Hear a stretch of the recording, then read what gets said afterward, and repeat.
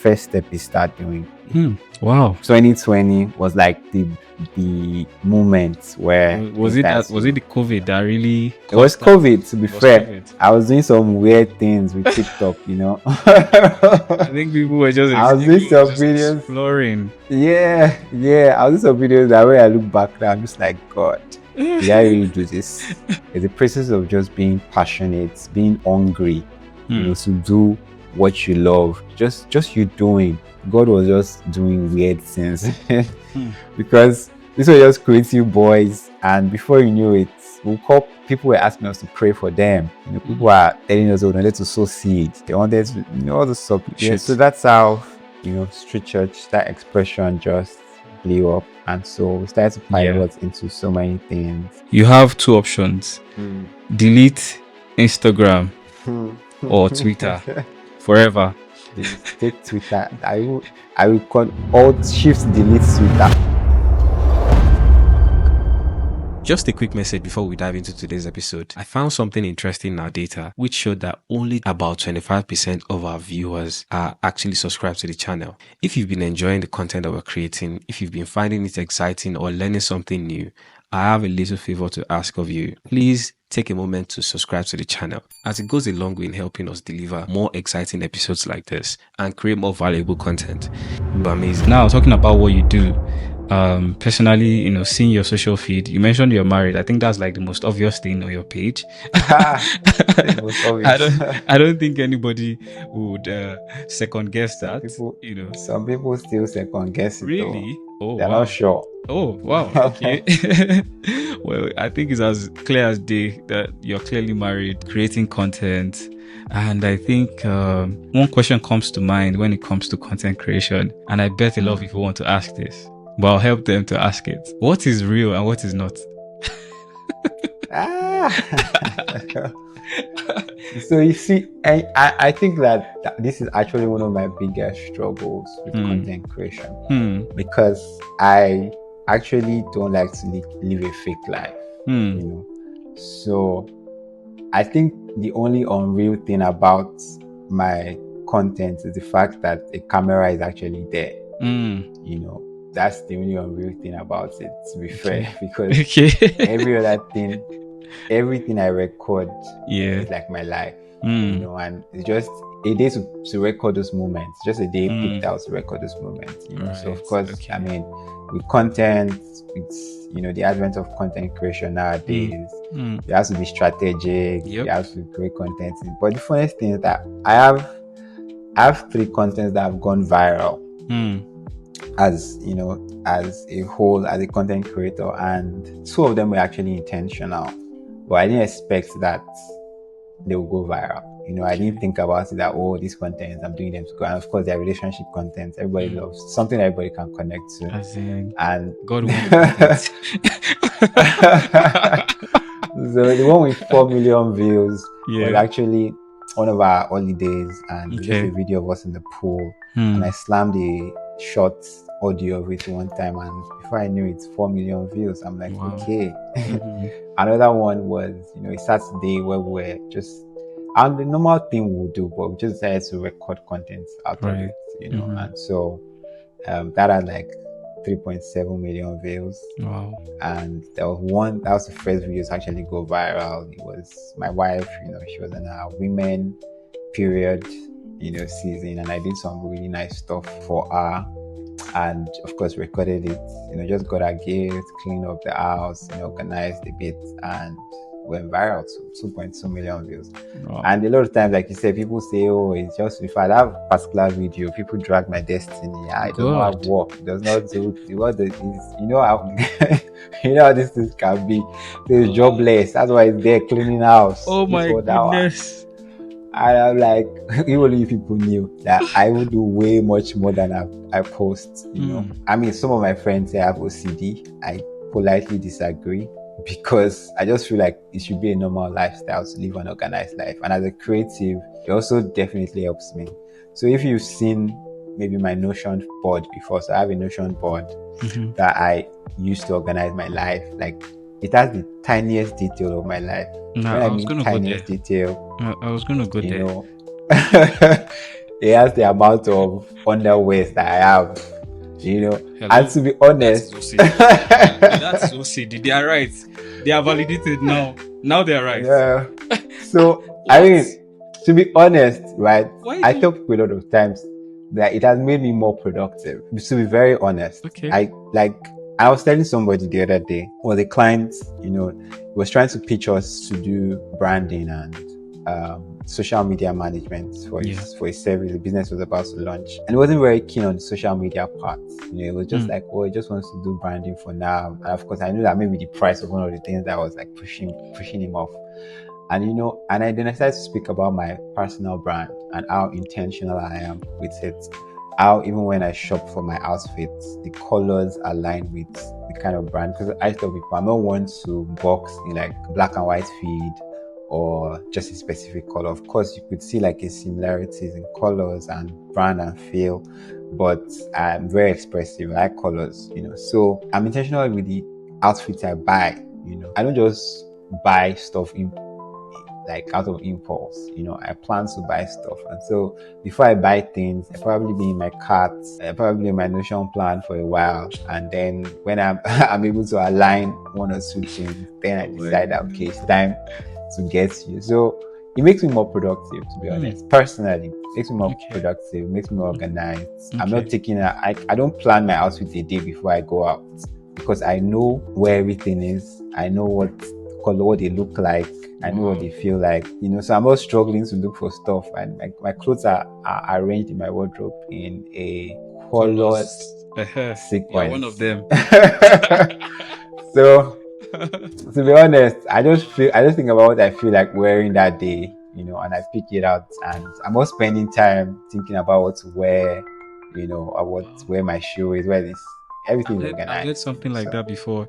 I heard is it Mark Zuckerberg that has only a color of t-shirts or color, and he just wears that. And I think Steve Jobs too has that same philosophy about not having to spend time to think about outfits. So theirs is different because they're not even fashionable people. They're just straight up guys. They are geeks. They want to just wear one plain black t-shirt, forever. But for someone like me that is a bit fashionable, that's probably my own way of doing things, where things are organized also, but so I literally I can tell. I don't have to be in my room to tell you where to pick out. It's as bad as even my wife.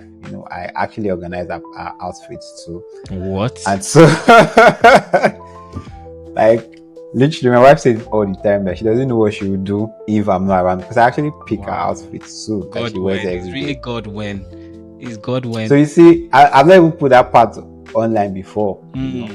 I've not done the content around it before. If you do it now, they'll say it's fake, it's a lie. So I actually struggle with faking content. It's just it's the life that I live. I know a lot of people, of course, sometimes when people say, oh, content creators, that joke was going trending one time, where they'll say how they set their camera before they'll now do waking up scene. But I'm like, you actually, don't you wake up? You wake up, don't you wake up? And then you are watching movies, you're not criticizing the movie. To say, oh, this person now, you saw a movie, a white guy just woke up from his bed, and next thing is inside outfit. You don't ask him, why didn't you brush your teeth? Why didn't you take your bath? It's content, content. And so there are things that content do for you. It's either entertains you, it's educative, So people are just, people fight what they don't understand. So many times, content creation has become like a force to reckon with, and so many people don't really get it yet. They don't understand the impact, the influence, and all of those things. That's where I'm actually going. So what is actually now that you've done this? How many years have you been doing this for? To be fair, content started off in 2020 pandemic year. Okay. But in terms of having a digital presence, because we didn't know what it was yet. We didn't know, or let me say, we knew what it was, but I wasn't involved in it. Because I remember in 2013, I was a Nokia ambassador when I was in uni. Oh, wow. And so I had this opportunity to, influence for Nokia sort of. But it was ambassadorship we knew it to be, So I had like a bit of Twitter presence already. I had a bit of Instagram presence, and so Nokia would come, they'll give us gadgets, we'd have activations, we'll post content around it, but it wasn't like a big deal the way content creation is now. Content creation is everybody's a content creator, but back then it was more like an ambassadorship program, but it had a sprinkle of content creation and influencing in it, because of course our work was to influence people to buy the then new Nokia, gadgets, because Nokia was rebranding. This time they had come out of the Symbian craze and they had started to enter into Windows phones. So they were doing smartphones, they're doing Windows phones. They had like a couple of collections. Those yellow ones, the Lumia, the the bright ones, Lumia, exactly. So I was influencing for them at some point, but it was an ambassadorship program. So we would organize events in campuses. We were like 6 campuses then, but my focus was OAU at the time. But we used to do cross events, cross whatever. And so OAU, Unilag, Uniben, Uniport, I think UI too. So I think that's really the foundation. But then you went viral. Yeah, but then 2020 was like the moment where was it the COVID that really? It was COVID, to be fair. I was doing some weird things with TikTok, I think people were just I was doing some videos exploring. Yeah. I was doing some videos that way I look back now, I'm just like, God, did I really do this? Can I really post this now? I remember doing a challenge for my office to that year. Nothing that would not do that year. Nothing. Like that year was. Trust me, I even went. A lot of people were pitching me for acting when Really? COVID was going to finish. Wow. So I was doing all the. Then COVID. Don't tell me you wore a TikTok trend costume. actually. Did I? No, I necessarily didn't. Okay. But I had like different. Well, to be fair, I did. I did a video for. No, it's not that bad. How did you do? Trust me, they are my TikTok. I think they're still on my TikTok.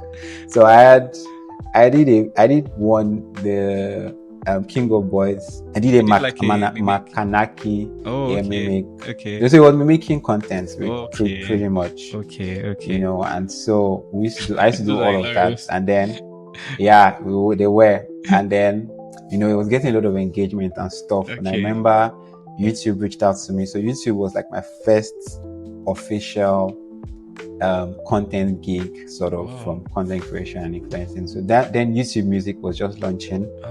And so I was part of the influencers that did, just a couple of videos for them. I think that was like my official first, gig. And it was just a random video shot with my phone, just something. From there on, I did Netscape, and a couple of other brands that year. And that's how my influencing content creation journey personally started. But of course, I've always been the social media guy, posting, getting likes from pictures, just my fashion stuff, but I was never really into like taking out time to create content. I was doing here and there, but it wasn't like something I wanted to do, and then something I thought would make money for me. But from COVID after the advent of all of those things, and I got my first gig and they paid, I'm like, okay, there's something here. Let's side hustle. Let's double down. And to be fair, the only thing that it takes away from me is time. As we are speaking like this is content.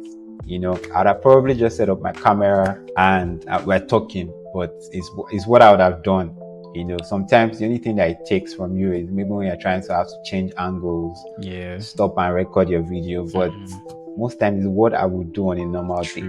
Of course, some days you want to plan. That's why I posted a content recently that I was talking about living. Most creators that are successful is because they start off by living their true self, being their true self.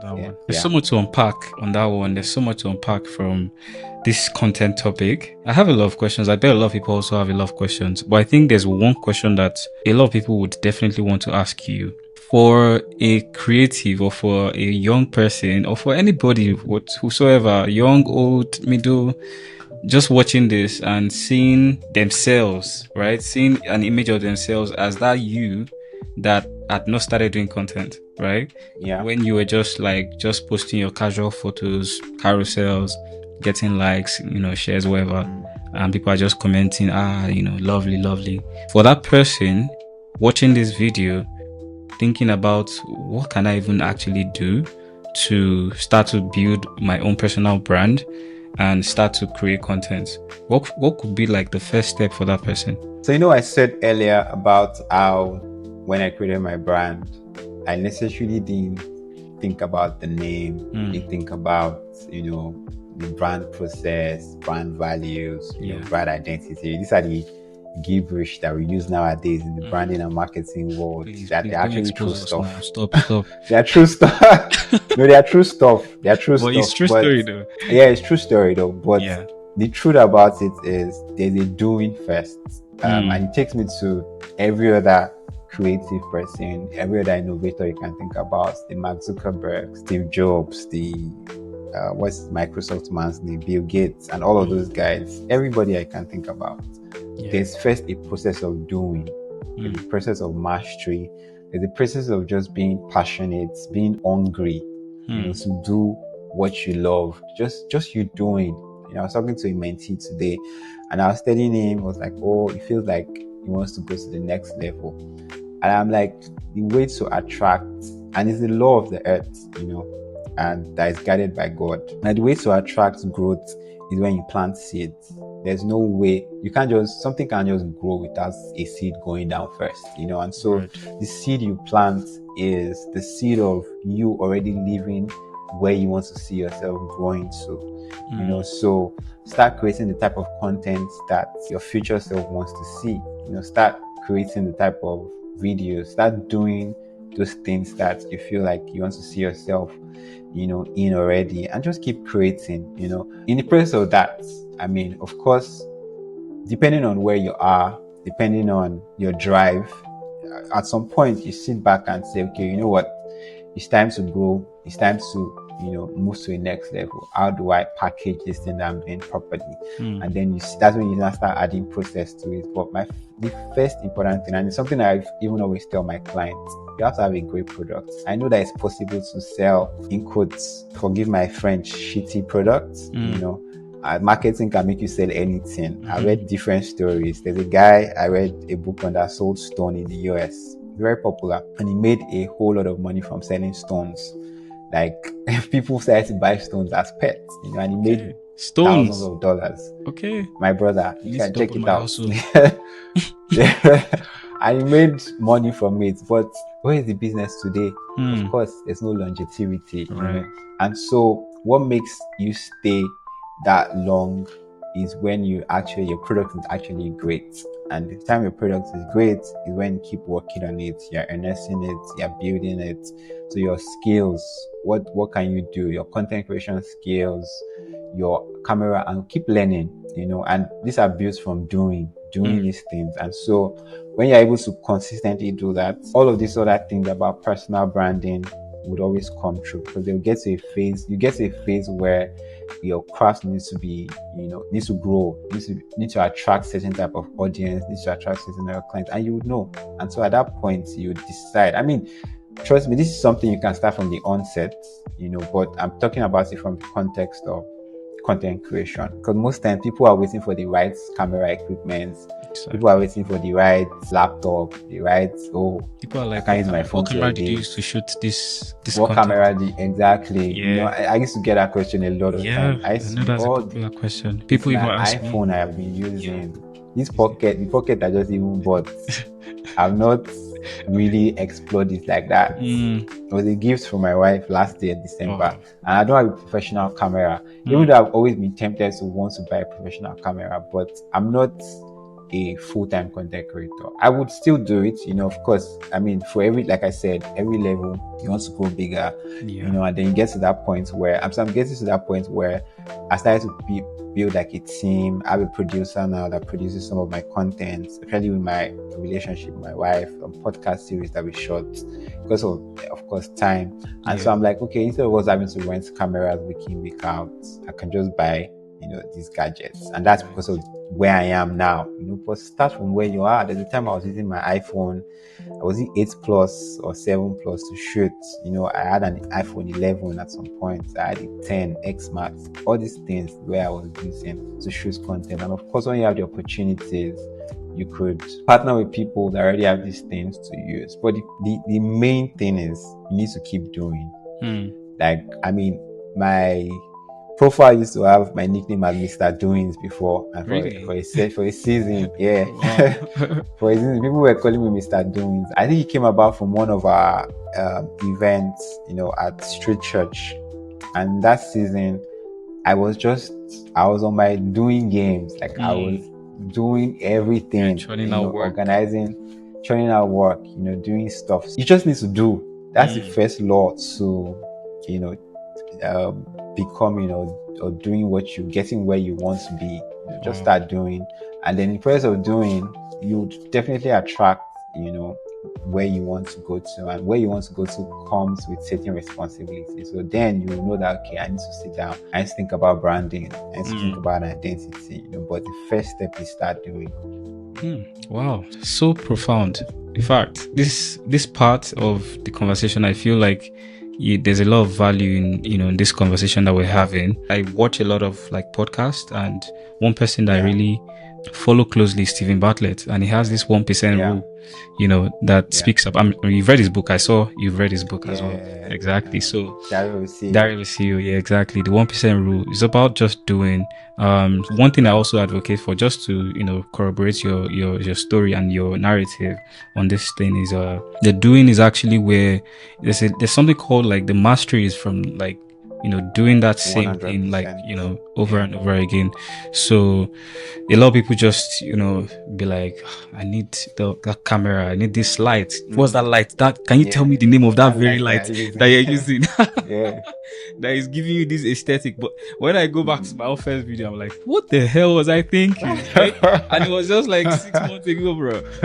I could never have pictured. There was no way I could have started from here. And in the same vein, when I look at this a year away, I'll be like, nah, bro. Like, come on. Like, Definitely. So that's, for me, that's growth. And I spoke with Tunji, I spoke with Ni, I spoke with Shei, all these guys. When you go back and go and look at what they used to do and look at what they are doing now, you can see that clear distinction. Like, you can see that growth. Like, it's 100%. so clear. Speaking about content creation, I mean, it makes so much sense because I feel like you even figure out your style along the way. You figure out your tone, your audience, like what you really like, what resonates with you. Like, you figure out all those things along the way, and then you as you go on, you refine it and you keep refining it and on like that. You've mentioned something again while speaking that I wanted to also go on to ask you about, but you've also mentioned it, which is your project, one of your projects, which is Street Church. When we had that chat, you were telling me about how Street Church came about. So I'd like you to share how that concept of Street Church, which I feel like is revolutionary, by the way. I don't think anything like that had been done, before then. I feel like it changed a lot of things. So can you just tell us how, what inspired Street Church, what you're doing for Street Church, and just how is it going? What have you been able to achieve with it? Street Church story used to be one that I actually always love to tell, because it really expands on what I just was finished speaking about doing. So it's not like, and most people always think that, so you will plant the brand, everything, you already thought about it for 5 years before. And trust me, it works for some people, But for Street Church, the way Street Church started was, it was built on a quest to know God more, by my friend, my brother, Icon Orolua. And so he started this thing where he just felt like he wanted to, build a different relationship with God. It was in a lost place somewhat. And on my own end, on my side, I had been looking for how to creatively express, my God-given talent. So before street church, before I even thought about street church, in those BBM days, I actually used to do devotionals where for 365 days I'm posting graphics with, passages, colorfully designed. I started to do that way back, and so I've been always yearning for that, space to create. And for him, it was also in that phase. In 2018, we had a mutual friend. And so rest in peace now. She's passed, Moradem. And so Moradem was a highly effective creative. In fact, she was one of my closest friends. People used to call us twins. And one of the reasons why I liked that was our relationship was built from a place of, people that tell you the hard truths. So she was somebody that always told me the hard truth about my work.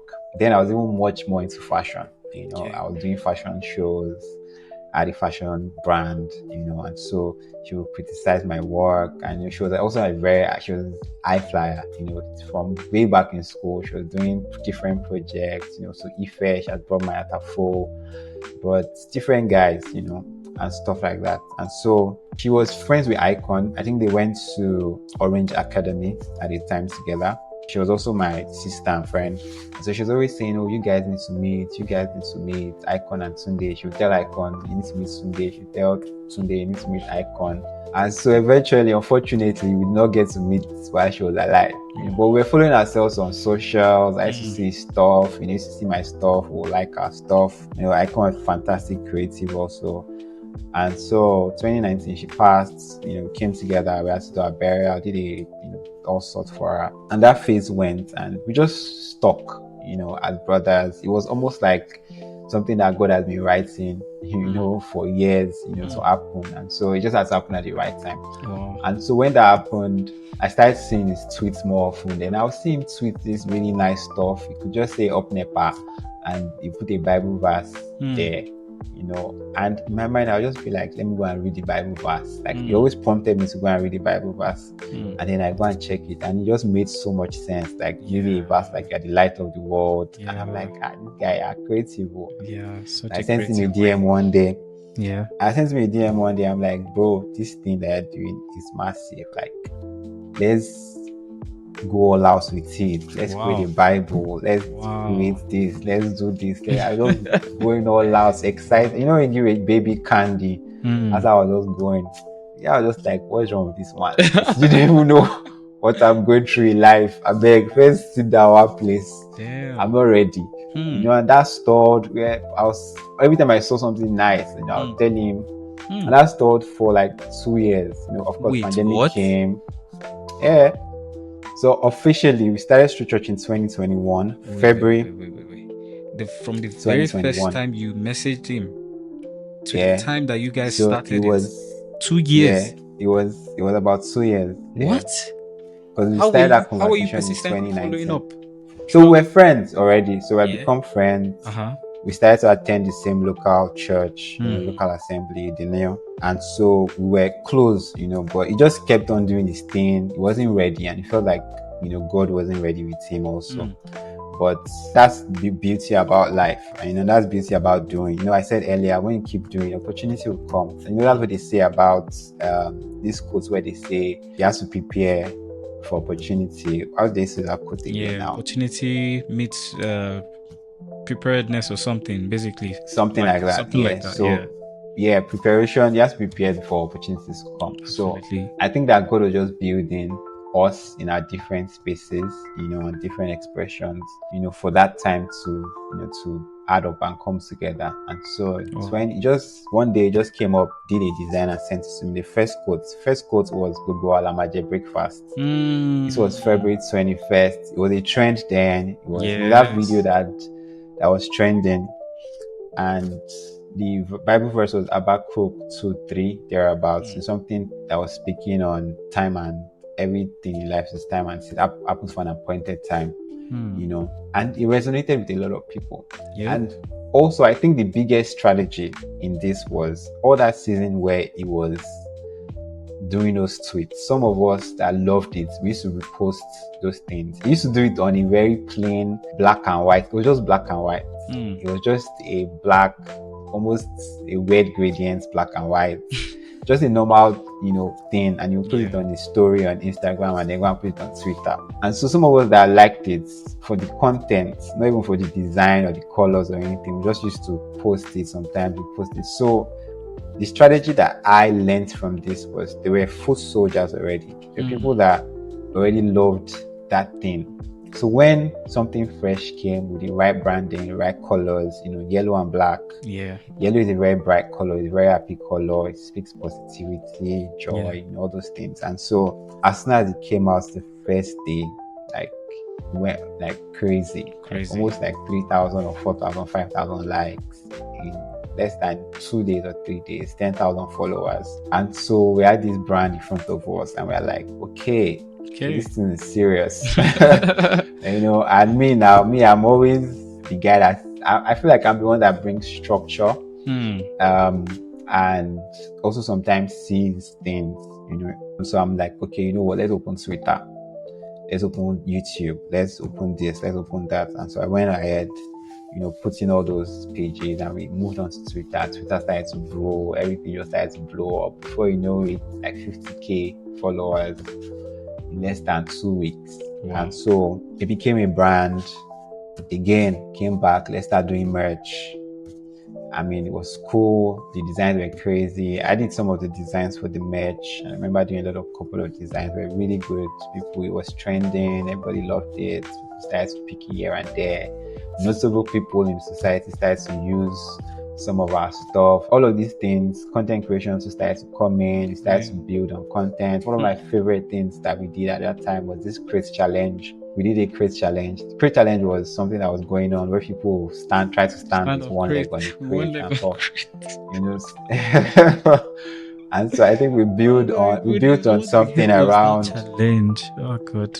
So we built on the content saying, Christ is your solid foundation, and stand on Christ. So we're just like going on with all sort of creative ideas, So we started to do that, and then before you knew it, I built a community out of this. People started to crave physical gatherings. We did a couple of fellowships that didn't really fly, because it was a bit intensive financially, to be fair, and we're not still really started to make money from street church. So all of these were like self-funded, right? And so from there on, we started to also do, something we called word on the streets, going out to the street, because at the center of everything, the gospel was very paramount to us. It wasn't just born out of cruise, as it were. Like I said, it was born out of someone seeking a personal relationship with God, someone seeking a creative expression of ways to preach the gospel. Because I feel like that's been my calling for the longest, And so it was just that sync.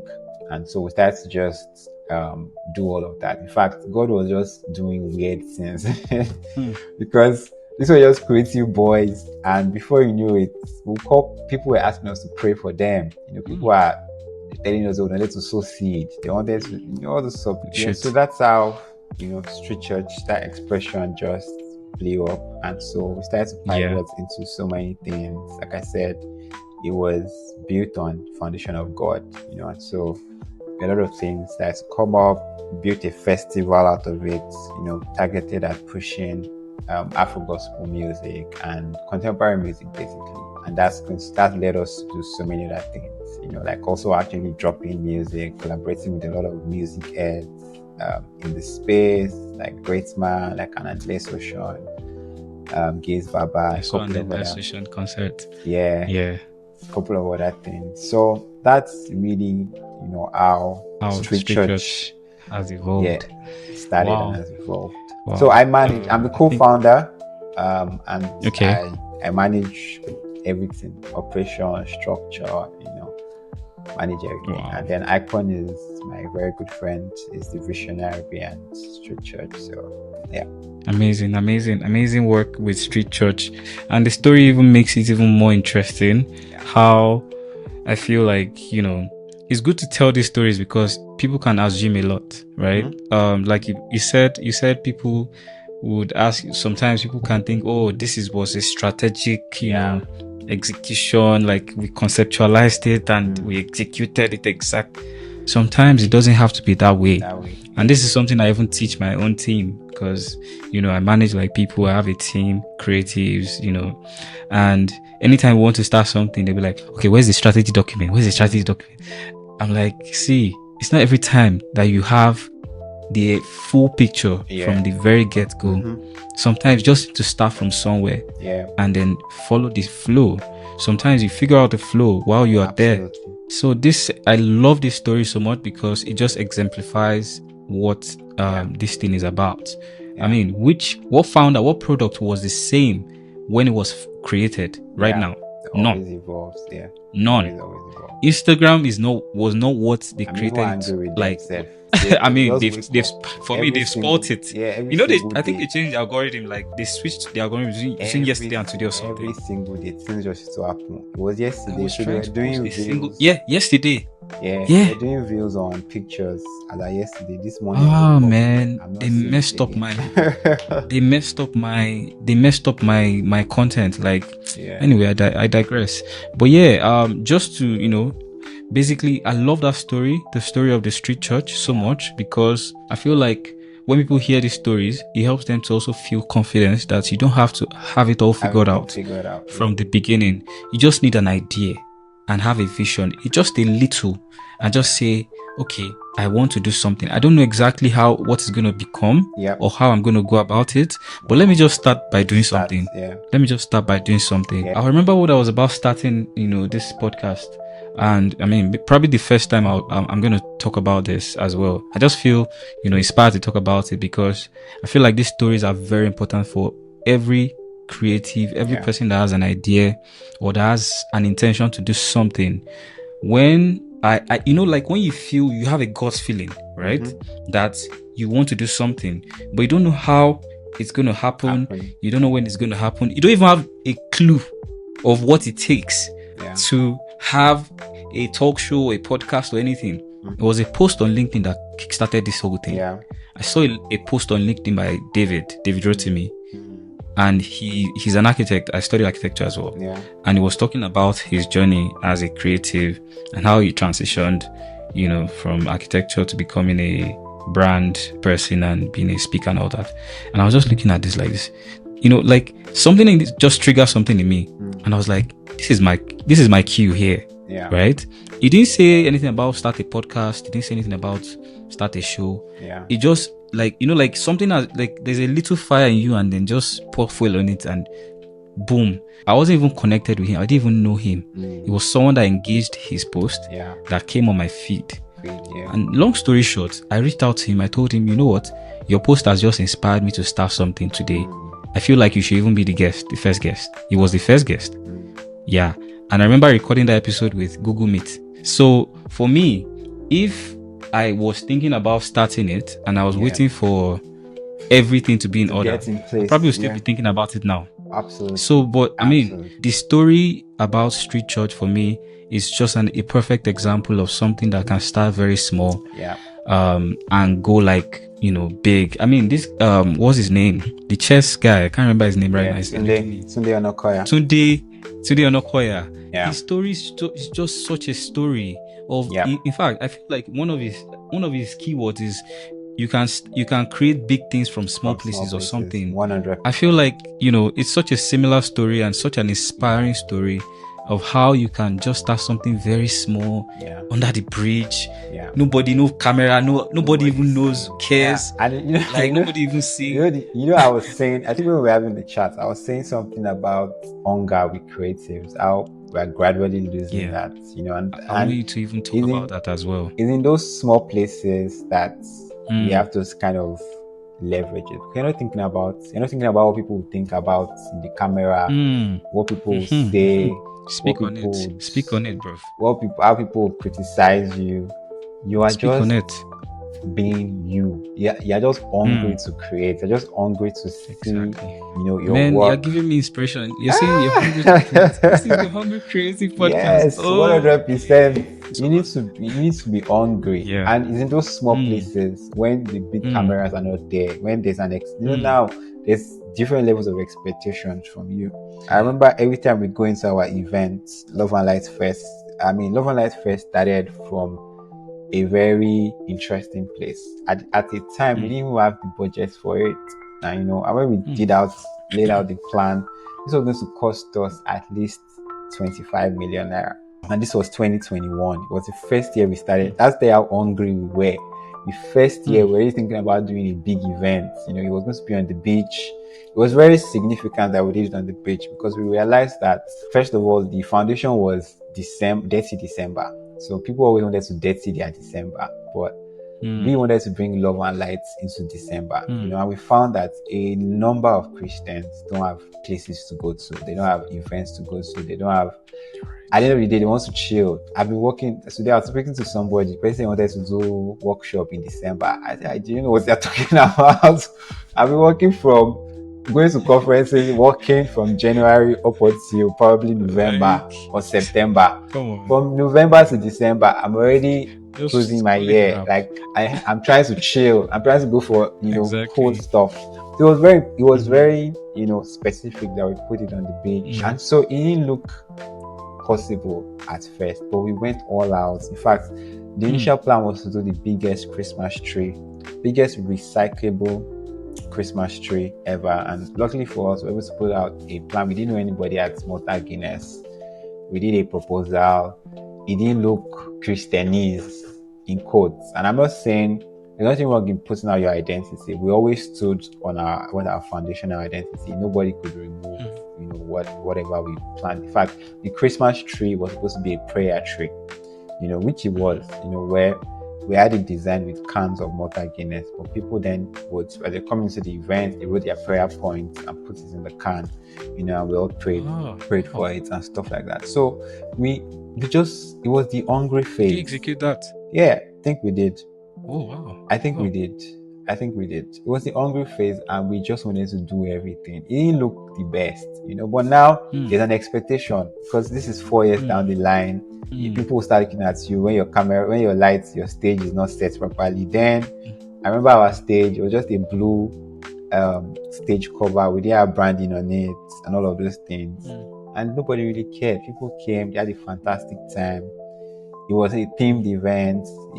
It was called Idonte, so it was like a nostalgic throwback to what Christmas used to be, and the experience of also all the kind of contemporary music we had back then. So from the guys like Midnight Crew, and we brought these guys. We brought Midnight Crew back. They had not performed together in a while, and because of Love and Lights Fest, they came together. And we had, these guys around. We had Benita. I don't know if you know Benita. Are you kidding me? I listen to her songs even till today. Yeah, so we had Benita perform. Wow, Benita. So I love Benita. We all listen to Benita. Yeah, so those starting periods for you are like your teaching period, where you're the one that knows where the pain is, but nobody can see it. You're the one that is going through the dirty work. You're doing the struggle. Nobody cares about it then. It's when it's now refined, it's popular, people can now start criticizing it. But before you get there, try to do the best work you can do. When you get to that point, of course, that's why, when I said that, then you have to start thinking about, because you need to appeal a certain type of audience. You need to evolve. Yeah. And so you get to that point where okay, it's time for me to evolve. What do I have to do next?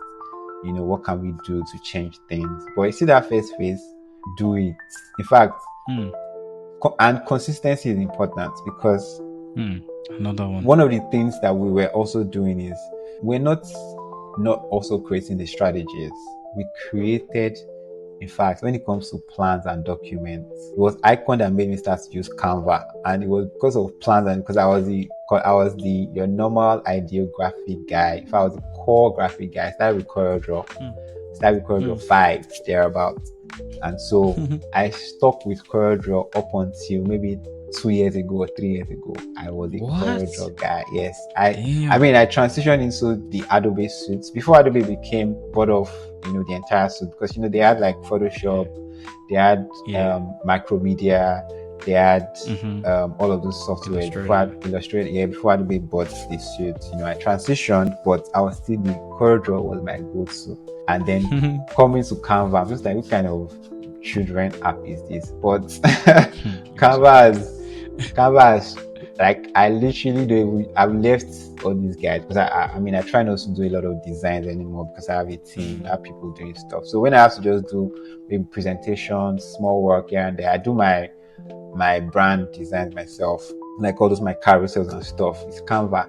People ask me every day, what do you use to design? It's just Canva. What do you use? Yeah, it's just Canva, and that's when I learned Canva. So because we're doing a lot of plan, strategy, documents, there's nothing wrong with it. It's part of your doing process, but the core of your doing should be the small things that you're doing where nobody's seeing you.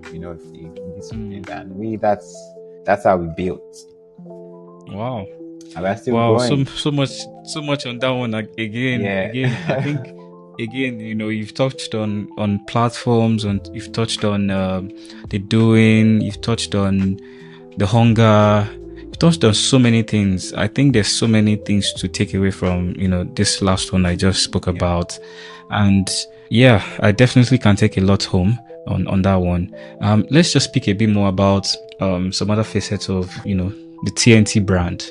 So I think one part that we haven't spoken about is still on your content, but I think if a pillar, one of the pillars of your content, which is organization, and you've spoken a bit about it. So I'm going to ask you a personal one now. See, I wrote it down in my notepad. I said for someone like me who lives in North America, right? I'm working with people in Europe, in Nigeria. Constantly, okay, round the clock, round the week. So like currently, I mean, I'm 7 hours away from you guys. That means if I have a 7 a.m. meeting, I have to be up by. It has to be 12. Then if I have a 1 a.m. 8, and on and on like that. How the hell can I have a routine? How the hell can I have an organized? Can I stay organized? But that's just me, right? Yeah. That's just me. And I appreciate the question because I also have clients, that I work with, all over the world, in different countries. Okay. I used to consult for a brand called Star News. The tech team is in Armenia. The headquarters of the business in the US. We have guys in Africa, around Africa. Africa is so close by. So Ghana is just like an hour difference. But America is also like about 6-7 hours, depending on where you are. And so what I learned is, and it's something I've done even in my early phase in my career, even with working in Nigeria, I call the shots. My first job when I go back from school was in a PR agency, and I told them I wanted to come to work by 11 or by 10, and I wanted to leave by 2 or 3 because PM. Yes, I didn't want to be in traffic. I didn't want to struggle with traffic. Traffic is one of my biggest worry in life, and so initially, I didn't want to work for anybody. So I was always building to be a self-entrepreneur. I've had my business on the side, but in Nigeria, sometimes you have to pay some bills that make you think about getting consistent, income. And so that was built on that. Built on consistent income. This was me just leaving school, wanted to build experience, and trust me, I did. But I still called the shots, to say, this is when I wanted to resume. This is when I wanted to leave. So for me, I always put myself in that position. And even when Star News, I started consulting for them in 2021, thereabouts. Having all these people in different areas and different places will require having meetings, at different times. Sometimes one is very early, sometimes the one very late. And I have to make them understand that, see, I'm also here at this time, and I have so many other responsibilities. So let's come to a middle ground. These are my meeting hours. What works for you? What works for me? And I built a plan around what works for both parties. And I'm able to decide that, okay, these are my meetings. In fact, I also set meeting days, so I don't meet every day of the week.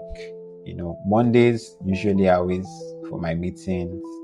And then Tuesdays, nothing like that. Wednesdays, nothing like that. Thursdays, nothing like meeting. So I give Monday and Wednesdays as meeting times. I find that most things around organization, the key word is intentionality. You have to just be intentional. I did a video recently where I was saying that I started to figure that because I'm doing so many things, one thing I do is I have plans. So this call, I already planned that it was going to start for 3, But you see, I blocked my time from 2 to 5. So nothing is going to happen within that time. My plan for today, I already put that out. In fact, for the rest of today, this is because I'll get tired from plenty talk. So I didn't put every task around today.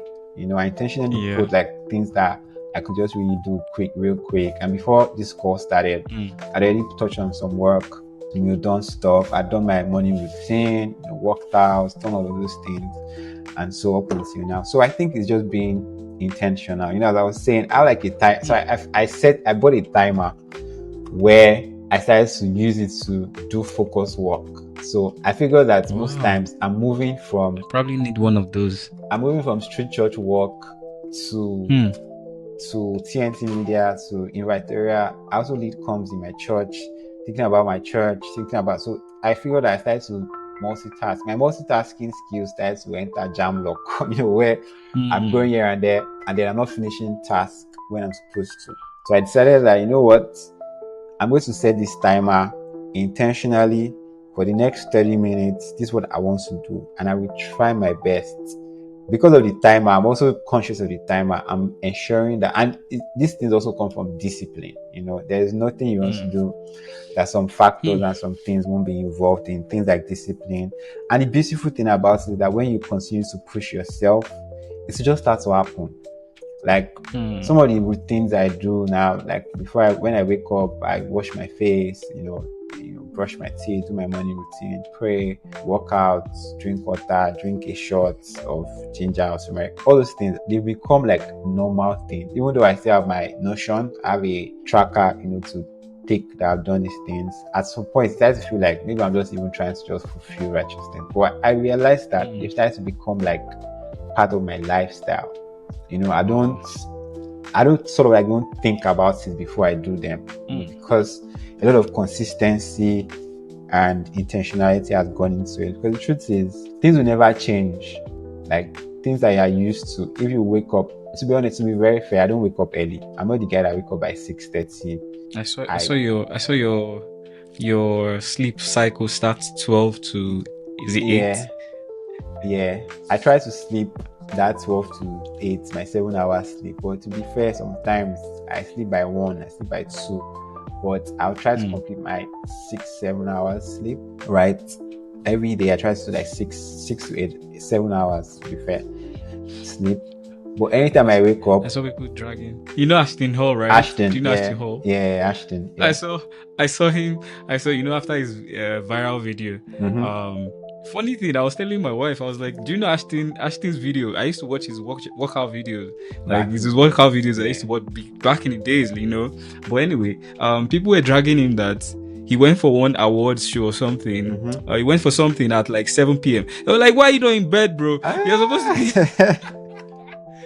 They're like, why are you not in bed? So that's why if you watch most of my videos, I actually don't put time into them, because the truth is, I don't wake up by 6:30.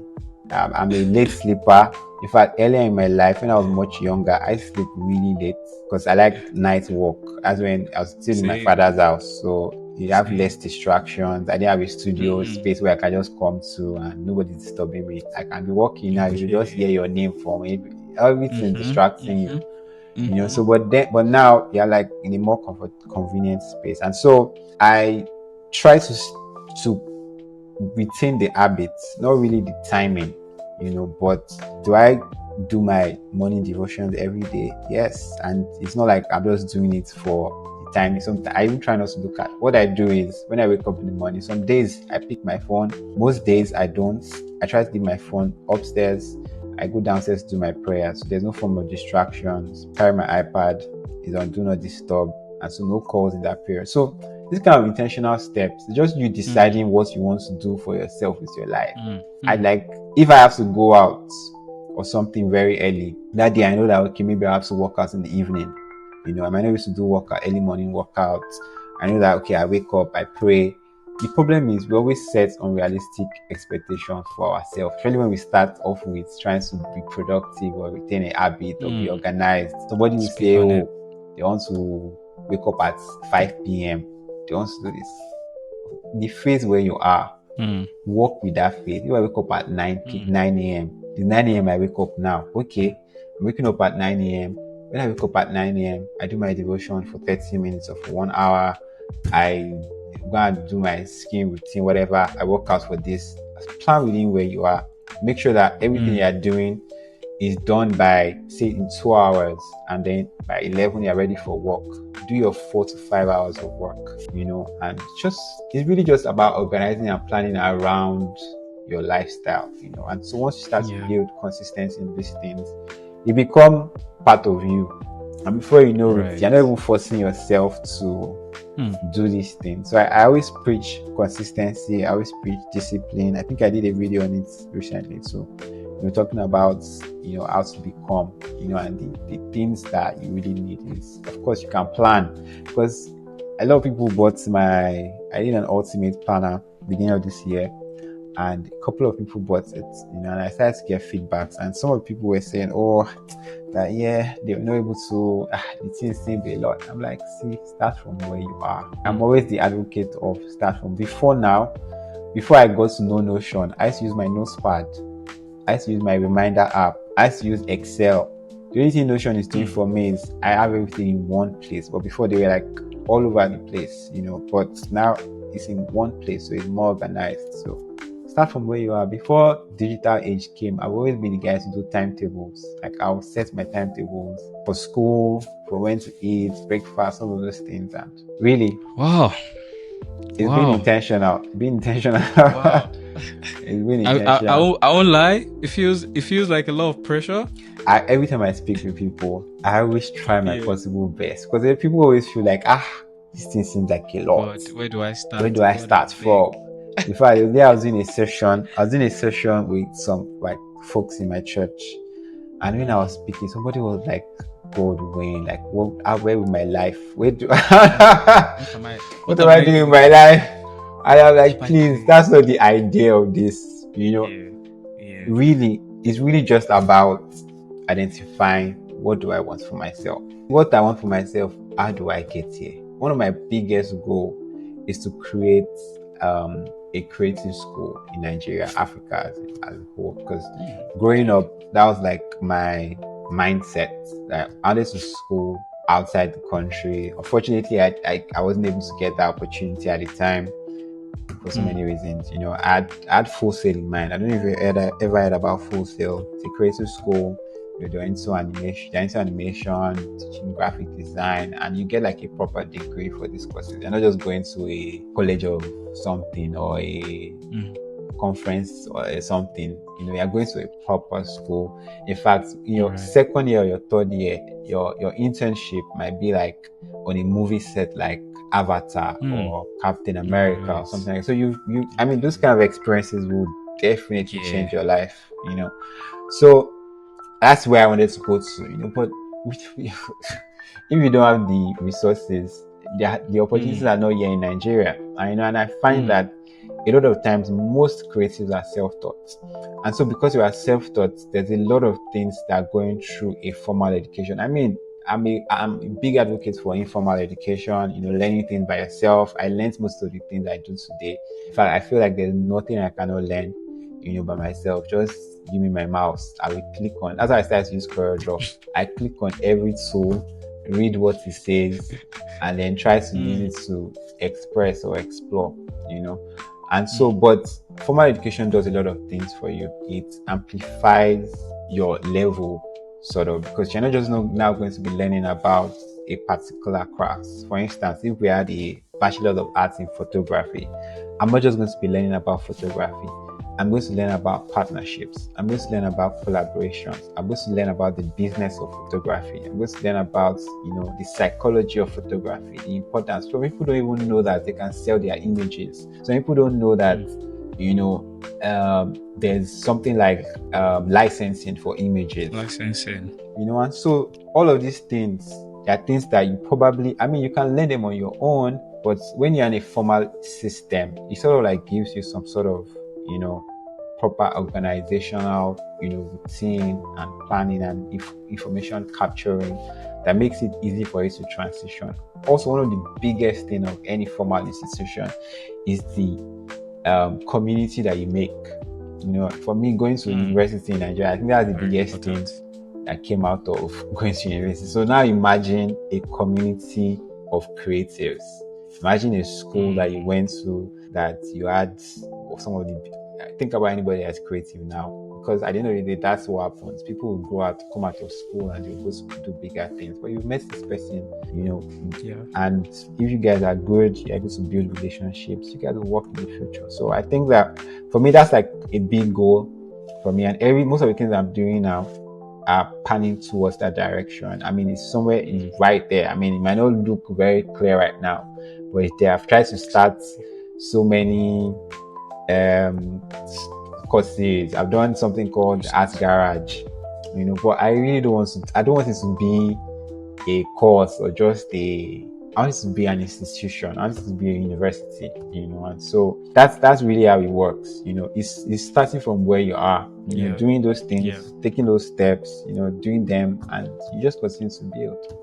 Okay, so wow, so much to take away again. I feel like you've given us a masterclass on creative expression, entrepreneurship, content creation, organization, starting from where you are. So much gems in this conversation, and I'm glad that we made this happen. Again, I know you've spoken about hunger. I like that you've touched on hunger. I feel like hunger is very, very key, and it's directly linked to what this podcast is about. It's not just a yappy chat, just to chat away and banter and all that. There's a place for that, but this is really where we want to tell stories about people like you, what is inspiring you, what is driving you to do these things, and what your experience has been, and you've been able to do that successfully. Should I say again now that I think if I was to ask, what keeps you going? That would be my question for you. What keeps you going? God. God keeps me going. Sometimes I ask myself this question, to be honest. Why am I actually doing this? Why am I I just want to be a baby boy, chill, live the soft life. No stress, no stress, just get not so much stress, but can you survive without work though? Me, personally or generally? I say generally. Yes, so that that's where I'm even going to that. That's the fact. Can you go away from work for 1 year? Don't touch design. I can't do 1 year. If I had a friend, she works in the music space, popular record label, and she was like, she's going on leave for 6 months. And I'm like, how are you not going to work? In fact, so she was trying to speak about how she wanted to even close up on some personal projects. She also loves work. She likes doing stuff. And I'm like, I can't even think about it. How for 6 months or for a whole year, I'm not going to literally do anything creative. No mouse, no all software installed. This cannot work. I'm even that guy that I'm that person that when they say I can take social media breaks, maybe for 1 week or 2 weeks. Wow. And that 1 week or 2 weeks, trust me, I'm not deleting any app on my phone. They're still on my phone, but I'm not just very active. I think that one of the things that drives me the most is hunger. And it's just that mind of always doing something and finding fulfillment in what I'm doing. There's always that place where I'm also trying to evolve. How can I get better? Because there's really no perfect person. One of the biggest things about humans is that God has created us to always evolve. Recently I was having a conversation with someone, and the person was like, have you guys thought about that? What if the internet or social media just shuts down? I was like, in fact, I will even be happy, because I'll not be happy, but I'll be happy in a way, and I'll not be happy in another way. I'll be happy because I feel like we have started to lose our cognitive skills. We have started to lose our interactive social skills. So for people, in fact, before I came on this call, Icon tweeted something. He was saying that can we just declare social media public holiday where all of us just go outside and touch grass and just be normal? Bro. So So like we're living outside, we're living in this very fast-paced world where everything just going so Yeah. fast, and everybody just wants to do stuff, and which is I fine, swear. But sometimes Yeah. just take it slow, So, but I mean, not to digress, I think that one thing that pushes me is that drive to just always do stuff, Okay, why I was even going to that gist was because I was saying how someone was saying, oh, that what if social media goes off? Like one thing Yeah. about humans is that we always evolve, we always adapt, we always Evolve, find adapt, ways so around adaptable. it. Yeah. Yes, that's how God has created us. No We'll matter go what back to happens, smoke. we'll go Oh. back, we'll find a way, something will To happen, communicate. you will find a way, Yeah. So Remember when they banned Twitter in Nigeria yeah, and people Nigeria moved. In started using fact, something at a time, like when they banned Twitter was when Street Church was building numbers on Twitter. Like our Twitter was even wow. growing more than our Instagram at this time. What? And so we're just like and Twitter was like the place for. In fact, but this has digress away from Instagram. From Instagram. Because Twitter was more conversational, it was more True, interactive, true. there's more Mm-hmm. storytelling, there's more talk, Mm-hmm. here and there.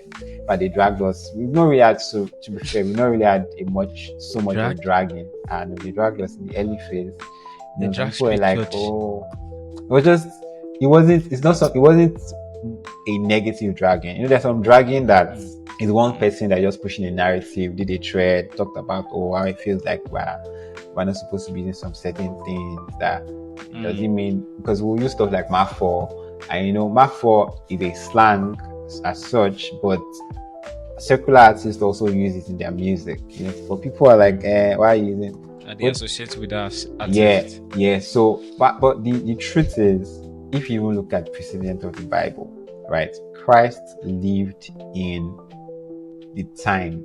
The way he even told his stories, when he wanted to cite things, it was citing things from the season, from the preview of that time, the times around where they were. They will use the virgin and the lantern. They'll use oil. They'll use mustard seeds. None of us have seen mustard seed before. I don't even know what a mustard seed looks like, But we said, oh, we have faith like a mustard seed. But have you thought Like a about it mustard that seed. if I say, oh, if you have faith like an agbalumo seed or like a guava seed, it's more because human beings we think in pictures. I tell people all the time that if I tell you football now, as I mentioned the word football, you literally just painted an image of a picture of a football. Yeah. So people see stuff for what they are, but it's up to you. First of all, there's a spirit behind everything that is done, and so it's up to you to will, because the Bible says the man thinketh so is it. So if you are the one that is thinking for yourself. But I mean, we had good responses. We didn't even have to respond. We didn't have to talk about it. I remember I personally did one Your army came devotion. true. Yeah. I remember I did one devotion one time, or when this movie was trending, Squid Game, and so the devotion was just the those elements on the game, like the square, the Okay. da da da da da. I can't remember the passage I used then, but it was something about somebody lasting to the end. It would something about that, like the journey, da da da da da, that whoever, I can't remember, but I personally, because sometimes I do devotions also, so I remember doing that, giving that idea myself, and at the time it was one of our most engaged posts, and some people dragged, you can, how will you equate the Bible with this verse? The movie was very gory. It wasn't how people were supposed to do. I'm like, these people don't read their Bible. If you actually read your Bible, the way the apostles died, or the disciples, it wasn't a joke also. So always focus on the message, don't focus on what you're preconceiving. Okay, so I mean, it's Squid Game is what is us in culture, is what people were talking about, and so we used elements from it. I mean, this doesn't say that you should now use weird things, to. I mean, one of the big things for us is we're trying to use gospel kingdom culture to override pop culture, and culture would always be culture. Even Christ True. acknowledged, God acknowledged culture. He said, "We'll give unto Caesar what belongs to Caesar." When Christ was on earth, he paid tax. The system, your society, your rules, your culture, they would always exist. And so we don't want to be, as Christians, lukewarm and leave these things into the hands of certain people, because at the end of the day, these institutions, different things will just start coming out from it. That's why we're having people pushing different things. It's important to keep in touch with everything that you're doing and ensure that they stay within the right values. And so for me, generally, in conclusion, what pushes me is just that will to want to do more, that will to, that drive, that hunger to want to always evolve and keep achieving a greater goal. Like I said, my greatest goal for me at the moment is to build an institution, proper institution, where creativity is the bedrock of it. People can learn the proper act of creativity.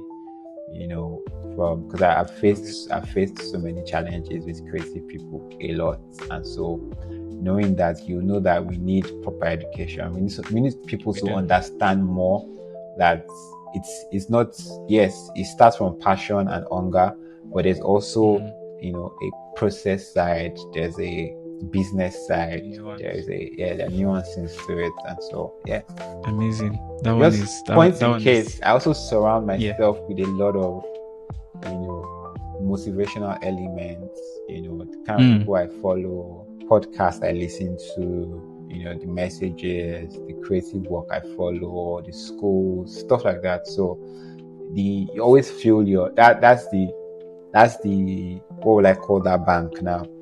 Let me just say the creative bank that you also have to always feel, because nothing is new on the surface of this earth.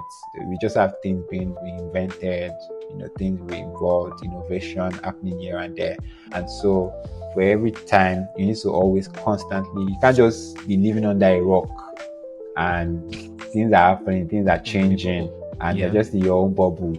You're just doing your own thing. Oh, you're the most creative person. But as somebody has said, doing something much more better than what you are, but you've not seen it. So just always fill your creative bank with feeding your eyes with different things. You see my Pinterest, it's a lot. So I think can imagine. So I always feel my creative bank. Yeah. Wow. Thank you so much. As a content creator, if you were to, you have two options: delete Instagram or Twitter forever. Please take Twitter. I will alt shift delete Twitter. Shift delete Twitter. Please, God, Twitter is a very toxic place. I find like a lot of people run like Twitter is a very toxic place. People just feel like they can hide behind their keyboards and just type and say, "You don't know me before. You don't know me from anywhere. I've never seen me in your life." And you just feel something that you cannot do in real life. Like keypad warriors, man. Just talk to me anyhow, and then because you are on a level ground, sort of. It feels like you have a personal. There's a personal vendetta you have. I know. Okay. I'll delete it real quick. I'll give you another one now. Skip breakfast or lunch? To be fair, to be very honest, I'll skip breakfast. Even though I know that breakfast is. You'd actually skip breakfast and keep lunch. Why? Yes. Because sometimes I mean, like I say, my day starts off late. Like today, I had breakfast. Let me use the literally, I didn't have breakfast. I had lunch around 1:30 ish. Okay. So I mean, I couldn't have breakfast. Most times it happens like that. Sometimes I don't have breakfast. Most days I do, but I mostly always have lunch. So that's why I'll skip lunch. That's why I'll skip breakfast. Yeah. Okay, I'll give you another one. This one will be regarding your fashion. So trad or contemporary outfits? Casual. Trad or casual? Very, very tough. Very, very, very, very tough. Very, very, very tough. Because I see you wear your trad well, yeah? Yeah. It's very tough. Let me make it easier for you. Let me make it easier for you. Like, never wear agbada again or never wear suit again. Never wear suit again. Never wear suit. Really? Yes, so my Wow. agbada is the shit, man. Also, Wow. But you have a lot of suits, I believe. I do, but I think I have more You can agbadas still than do. suits actually. Yeah. Wow. Yeah. Wow. I have more agbadas Okay. than suits. I should have close to 15 to 20 agbadas. Wow. And in suits, I'm not Okay. sure I have up to that. Yeah. I see. Okay. You drive a Benz? Yes, I do. Okay. I was going to ask you a Benz or BMW, but that one is a giveaway. Don't worry. Obviously. Benz. Um, Forever a Benz boy. I was going to ask you that Adobe or maybe let me ask you something related to design. So, are you a sans person or are you a serif person?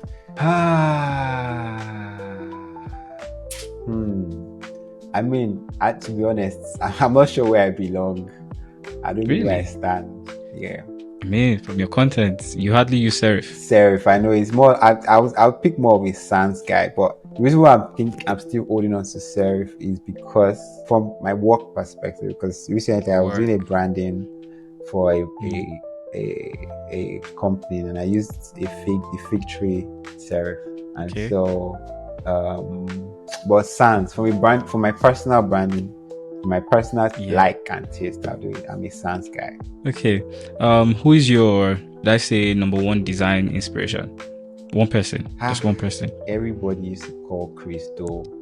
And unfortunately, in my early phase of design, it was someone that I actually got inspired. In fact, I remember seeing him and Bolanle. She invited him for a podcast one time. I remember that session. I was so blown away, because first of all, for her, I feel like it was a very good step, because I don't think anybody had done that in the design space in Nigeria, in Africa. Yeah.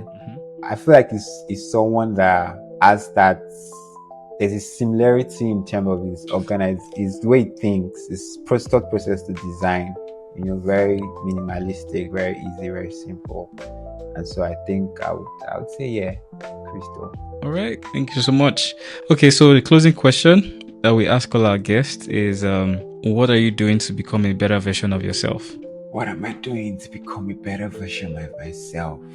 What am I doing? Some questions that you just wonder, like, where is this organized? All these organized people. There's nothing else to do. Hey. I swear. So I think that to become a better version of myself, because to be very honest, and it's not a thing of pride, I think I pride myself in the values that I have, so from my faith values to your everyday value that you are, being honest in your transaction, being fair, being, so I mean, so being within the lines of my values, trying to always ensure that, yes. So today I thought about something, and I thought about how, most times as parents, it's something that I'm also preparing for.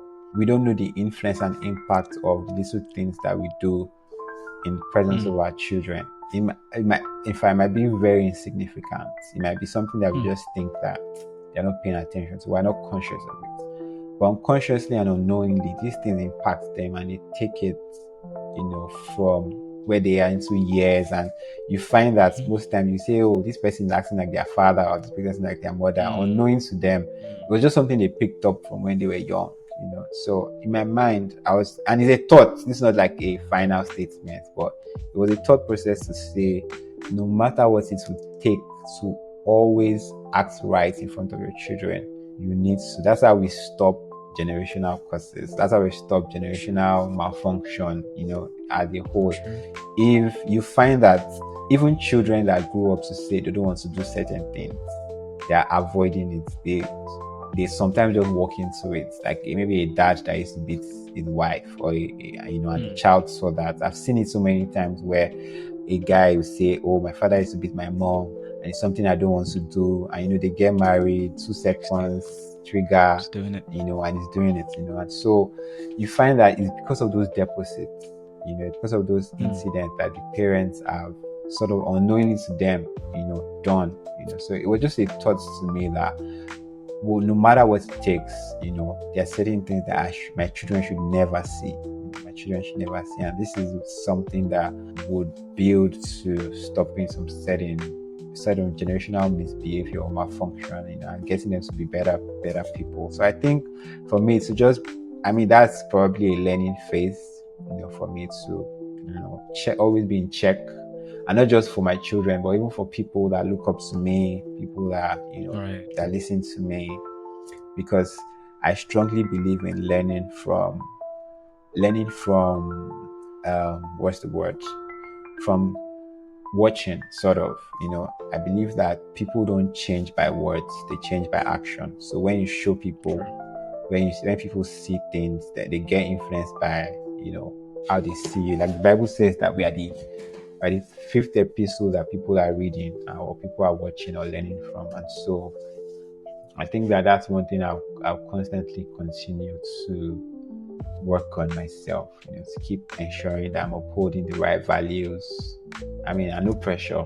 It doesn't mean I can't I can't be allowed to do me, but ensure as much as possible to uphold the right values and try to be a better person at every time, every given situation. Yeah. Amazing. Thank you so much. Hi, my name is TundeTNT, and you've been listening to the Hungry Creative Podcast with Mo.